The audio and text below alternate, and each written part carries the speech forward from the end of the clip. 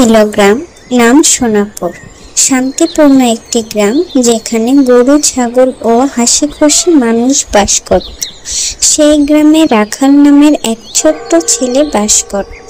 নাম ছিল তার রাখাল। আজ আবার গরু নিয়ে মাঠে যেতে হবে। আকাশটা বেশ পরিষ্কার লাগছে। রাখাল ছিল খুবই ভালো ছেলে। গ্রামের সবাই তাকে ভালোবাসতো।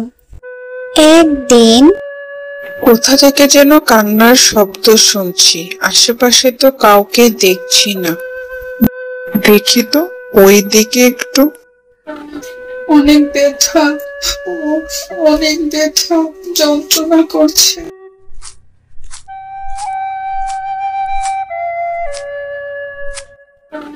অনেক ব্যথা, অনেক ব্যথা, যন্ত্রণা করছে। তোমার কি হয়েছে? তুমি কান্না করছো কেন? কাচের বোতলে পা লেগে আমার পা কেটে গেছে।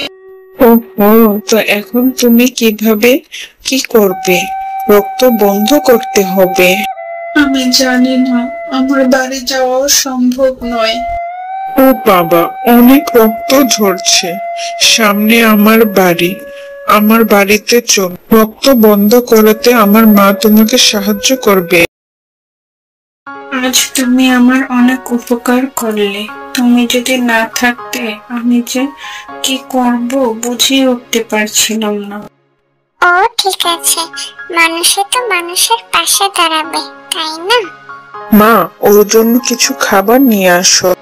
না না, আমার জন্য এত ব্যস্ত হতে হবে না তোমাদের। আহা, আমি তো ভুলেই গিয়েছিলাম। তোরা একটু বস, আমি এক্ষুনি খাবারটা নিয়ে আসছি। এত কিছুর মধ্য দিয়ে তোমার নামটাই জানা হলো না। আমাকে সবাই রাখাল নামে চেনে। তোমার নাম কি? আমার নাম ফাহিম। আমি শহর থেকে গ্রামে এসেছি। আমার এখানে কোনো বন্ধু নেই। তুমি কি আমার বন্ধু হবে? অবশ্যই, তোমাকে আমি বন্ধু বানাতে পারি। সত্যি? আজ থেকে তাহলে আমরা দুজনে বন্ধু। তারপর থেকে দুজন বন্ধু মিলে হেসে খেলে মেতে থাকতো। কখনো মাঠে দৌড়ে, কখনো নদীতে নৌকা চড়ে, আবার কখনো বনেতে আড্ডা দেয় তারা। এভাবেই তাদের দিন ভালোই কাটছিল। একদিন, রাখাল, তুমি কি কোনো শব্দ শুনতে পাচ্ছ? হ্যাঁ, ওদিক থেকে একটা শব্দ শোনা যাচ্ছে। চলো তো গিয়ে দেখে আসি। তারপর তারা সেখানে গিয়ে দেখলো একটি সুন্দর হাঁস আহত অবস্থায় আছে। বন্ধু, এখন আমরা কি করতে পারি? ওকে আমাদের সাহায্য করা দরকার। ওকে আমি আমার বাড়ি নিয়ে যাই। তারপর যখন ওর মালিকের খোঁজ পাবো, তার মালিককে দিয়ে আসবো। ঠিক আছে বন্ধু। দূর থেকে গ্রামের এক দুষ্ট লোক তাদের দেখছিল।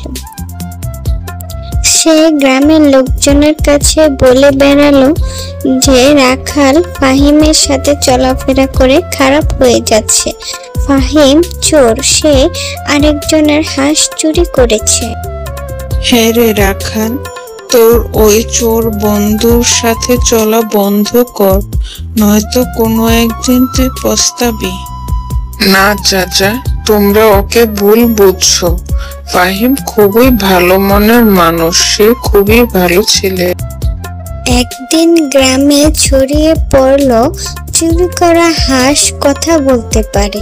একথা শুনে গ্রামের সকলে দৌড়ে গেল। ওই তোমার হাঁস নাকি কথা বলতে পারে? আমরা তোমার হাঁসের কথা শুনতে এসেছি। আমি কথা বলতে পারি। আমি হচ্ছি জাদুর হাঁস। আমি পাতাল থেকে এসেছি। এখানে এসে এক শিকারের খপ্পরে পড়ে আমি আহত হই। আমাকে ফাহিম সুস্থ করে। তোমরা সকলে ফাহিমকে চোর বলছো। ফাহিম খুবই ভালো মনের ছেলে, সে কখনো চুরি করতে পারে না।